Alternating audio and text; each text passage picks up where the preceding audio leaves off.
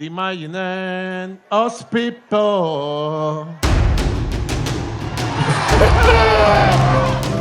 It allows us to do that, but we haven't said we're going to do that.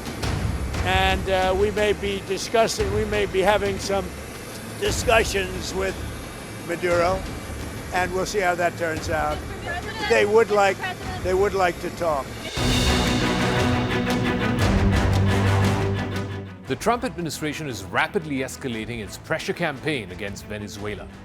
This week, off the Caribbean Sea, we saw the arrival of America's largest aircraft carrier, the USS Gerald Ford.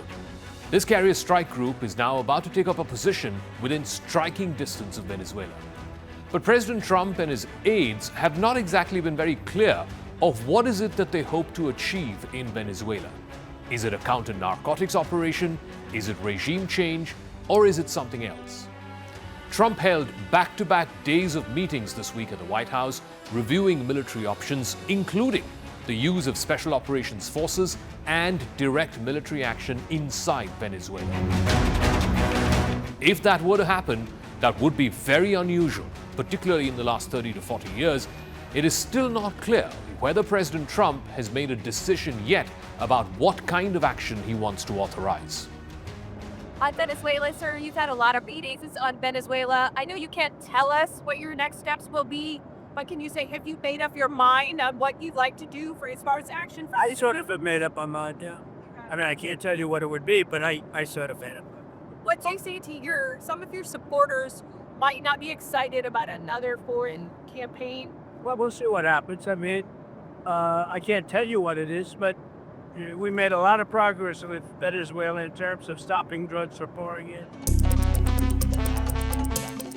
It is possible that Trump is relying on the arrival of so much firepower just to intimidate the government of Nicolas Maduro. The United States and many of its allies say that Maduro is not Venezuela's legitimate leader. Maduro, in turn, has put his forces, his army, on high alert, and that has left both countries with their weapons loaded and ready for war. There were signs that the administration was moving into a new and more aggressive posture. Just shortly after these meetings that happened at the White House this week, the War Secretary, Pete Hegseth, posted on social media that the mission in the Caribbean had now got a new name, Southern Spear.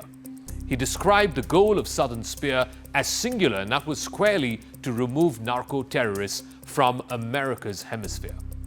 With the arrival of the USS Gerald Ford and 3 other accompanying naval destroyers, there are currently 15,000 American troops in the region.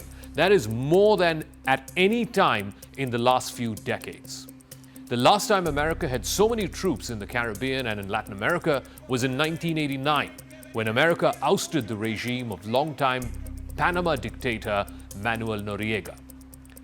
Donald Trump has been the most consistent when it comes to what Operation Southern Spear actually means.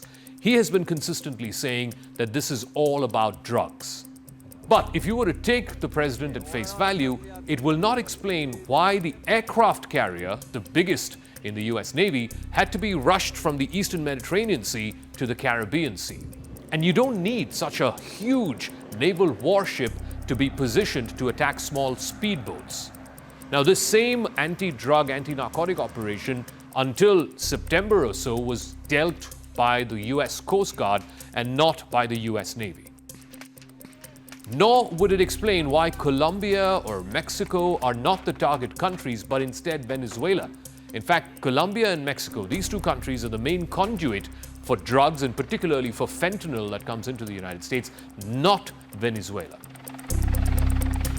Venezuela's government saying that it's doing a massive military mobilization in response to what they call a threat from the United States. Yeah, they don't have a government. There's an illegitimate regime that's basically a narco-trafficking organization that's empowered itself. By the way, many of the countries represented here at the G7 don't recognize the Maduro regime as a legitimate government. So I don't generally respond to what they're saying. Suffice it to say that the problem we have is that the senior leader of that regime, of that illegitimate regime, is also indicted in the United States in the Southern District of New York.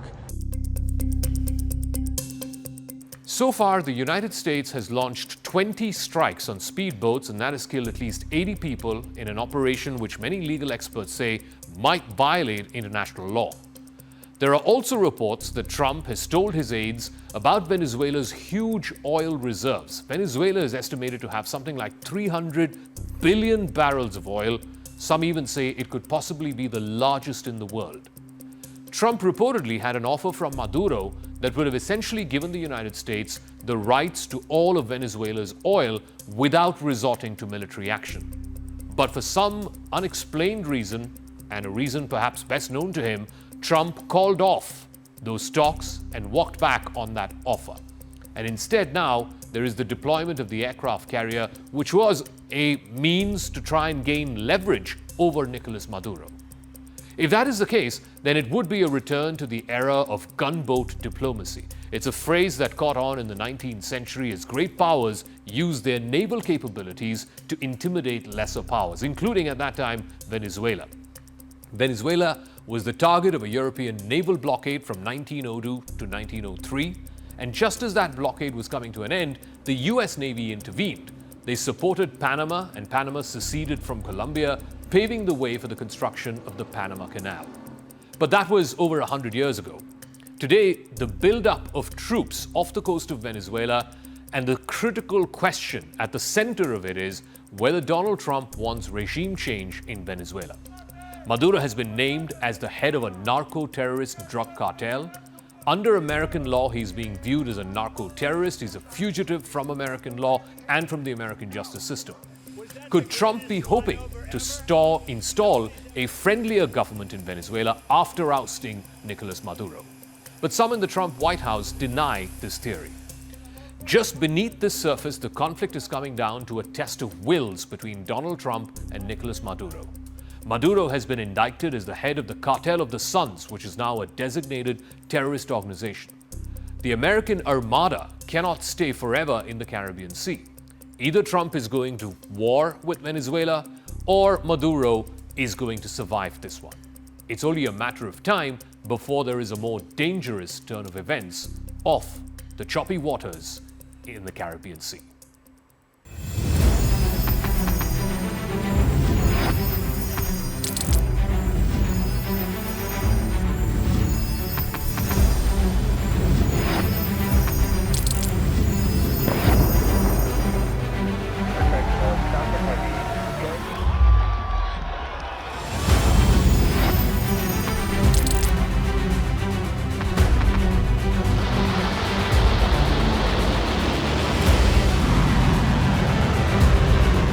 Been fighting so long and so hard that they don't know what the they're doing.